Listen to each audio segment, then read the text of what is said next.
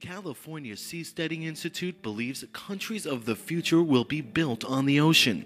These nations will be fully sustainable, self-governing floating cities, designed as havens for research and innovation. The Institute's president, Michael Keenan, says the most successful will become thriving new societies. It's an idea, he says, whose time has come.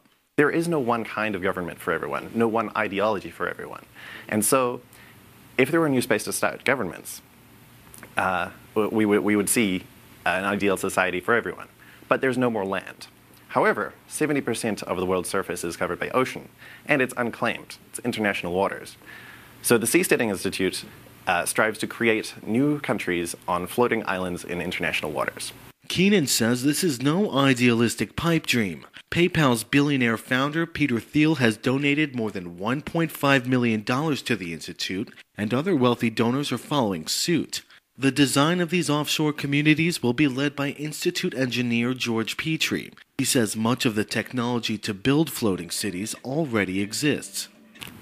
Why don't we just utilize what is so readily available to us by colonizing the surface of the sea and positioning ourselves to intelligently take advantage of the resources that the open oceans, the bounty that the oceans offer us. Petrie says the floating cities will be modeled after semi-submersible oil platforms. So even in very inhospitable, very stormy sea conditions, the platform will remain very stable, very minimal motion. One would hardly know that they were on a floating body. He says the cities will be able to expand by linking on new modular parts, much like Lego pieces. Petrie says solar power, wind turbines, and other cutting-edge technology will supply the floating cities with power.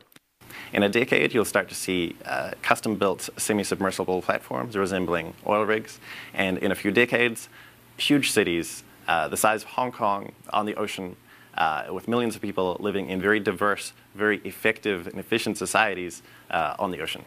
And the Institute's ideas are already taking off. A company called Blue Seed is converting an ocean liner into what it says will be a floating version of Silicon Valley. With no visa requirements, it's designed to attract foreign talent to develop new technologies. The ship is scheduled for launch late next year, the first of what Michael Keenan hopes will be hundreds of seasteads created over the next several decades. Keenan admits it's an ambitious idea, but one that will eventually offer millions of people the opportunity to choose a country that suits them best. Ben Gruber, Reuters.